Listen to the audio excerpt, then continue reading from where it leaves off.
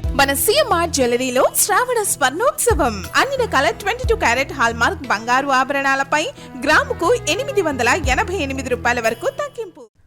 నేపాల్ను అతలాకుతలం చేసిన వరద బీభత్సం నుంచి ఇంకా కోలుకోకముందే చైనా మరో హెచ్చరిక చేసింది. టిబెట్ నేపాల్ సరిహద్దులో మరో ప్రమాదం పొంచి ఉందని ప్రకటించింది. ఇప్పటికే ఓ బారియర్ లేక్ పొంగి పొర్లుతూ ఉండగా రాబోయే 3 రోజుల్లో మరో 3 మిలియన్ క్యూబిక్ మీటర్ల నీరు చేరే అవకాశం ఉందని తెలిపింది. దీంతో 72 గంటల్లో ఈ సరస్సు గట్టు తెగిపోయే ప్రమాదం ఉందన్న ఆందోళన వ్యక్తం అవుతోంది. అదే గనక జరిగితే సహాయక చర్యలకు తీవ్ర ఆటంకం ఏర్పడే ప్రమాదం ఉంది.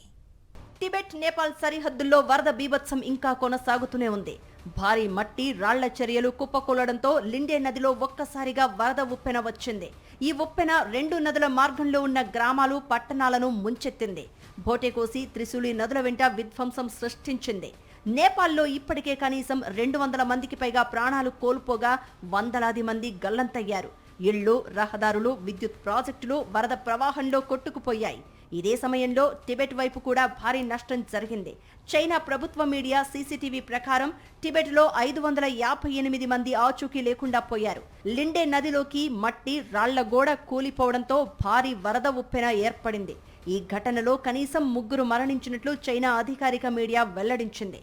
మరోవైపు నేపాల్ వైపు దాదాపు 100 మంది చైనా పౌరులు గల్లంతైనట్లు చైనా విదేశాంగ శాఖ అధికార ప్రతినిధి తెలిపారు. ప్రమాద ప్రాంతంలోని టిబెట్ గ్రామాలను అధికారులు ఖాళీ చేయించారు. 2 గ్రామస్తులను సహాయక బృందాలు సురక్షితంగా బయటకు తీసుకొచ్చాయి. కానీ ఇప్పుడు అసలు ఆందోళన మరో చోట మొదలైంది. హిమాలయ సరిహద్దు ప్రాంతానికి ఎగువన మరో బ్యారియర్ లేక్ ప్రమాదకరంగా మారిందని బీజింగ్ హెచ్చరించింది. ఇది తెగిపోతే ఇప్పటికే వరదల్లో చిక్కుకున్న ప్రాంతాల్లో సహాయక చర్యలకు మరింత తీవ్ర అంతరాయం ఏర్పడే ప్రమాదం ఉంది. చైనా జలవనరుల మంత్రిత్వ శాఖ ఈ సరస్సుపై నిఘాను మరింత పెంచింది. చోచెన్ కోలా, పురేపు, స్తాంగ్ పో నదులు కలిసే ప్రాంతంలో ఈ బ్యారియర్ లేక్ ఏర్పడింది. విపత్తు ప్రాంతానికి ఈ సరస్సు ఈశాన్య దిశలో ఉంది. వెంటనే మరిన్ని విపత్తులు తలెత్తకుండా సహాయక చర్యలకు ఇబ్బందులు రాకుండా పరిస్థితిని నిరంతరం అంచనా వేస్తున్నట్లు చైనా తెలిపింది. ప్రస్తుతం ఈ సరస్సులో సుమారు 20 లక్షల క్యూబిక్ మీటర్ల నీరు ఉన్నట్లు అంచనా. ఇప్పటికే సరస్సు పొంగి పొర్లుతోంది. ఇక వచ్చే 3 రోజుల్లో మరో 30 లక్షల క్యూబిక్ మీటర్ల నీరు ఇందులోకి చేరే అవకాశం ఉందని చైనా అధికార మీడియా అంటోంది. దీంతో రాబోయే 72 గంటలు అత్యంత కీలకం కానున్నాయి. ప్రమాదాన్ని ఎదుర్కొనేందుకు చైనా కూడా భారీగా సహాయక బలగాలను రంగంలోకి దించింది. బీజింగ్, చెంగ్డు నగరాల నుంచి ఫైర్ అండ్ రెస్క్యూ బృందాలను తరలించింది. స్థానిక పోలీసులు, సాయుధ బలగాలతో కలిసి ఈ బృందాలు సహాయక చర్యలు చేపడుతున్నాయి. గైరాంగ్ పట్టణంలోని కేంద్ర ప్రాంతాల్లో విద్యుత్, కమ్యూనికేషన్ వ్యవస్థలు పునరుద్ధరించిన పోర్టుకు అనుసంధానమైన ప్రాంతాల్లో మాత్రం సేవలు ఇంకా ప్రారంభం కాలేదు. అయితే ఇది ఒక్కసారిగా జరిగిన విపత్తు కాదని నిపుణులు ఆందోళన వ్యక్తం చేస్తున్నారు. హిమాలయాల్లో మంచు వ్యవస్థలు వేగంగా అస్థిరమవుతూ ఉండడం భవిష్యత్తులో మరిన్ని ప్రమాదాలకు కారణమయ్యే అవకాశం ఉందని హెచ్చరిస్తున్నారు. వరదలు, కొండ చర్యలు, హిమనద సరస్సులు ఉప్పొంగినప్పుడు ఈ ప్రాంతంలోని జనావాసాలు, మౌలిక వసతులు, నీటి వనరులకు పెనుముప్పుగా మారుతున్నాయి.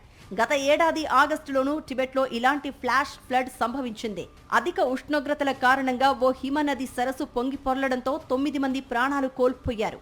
నేపాల్, చైనా మధ్య కీలకమైన వంతెన సహా పలు మౌలిక వసతులు దెబ్బతిన్నాయి. అప్పుడు జరిగిన ఘటనకు ఇప్పుడు టిబెట్ నేపాల్ సరిహద్దులో జరుగుతున్న విధ్వంసానికి మధ్య ఒకే హెచ్చరిక వినిపిస్తోంది. హిమాలయాల్లో మారుతున్న మంచు పరిస్థితులు ఇక ప్రకృతి విపత్తులను మరింత అనూహ్యంగా మార్చే ప్రమాదం ఉంది. దీంతో ఇప్పుడు అందరి దృష్టి ఎగువ ప్రాంతంలోని ఆ బ్యారియర్ లేక్ పైనే ఉంది. రాబోయే 72 గంటల్లో అది ఎలా స్పందిస్తుంది అన్నదే కీలకంగా మారింది.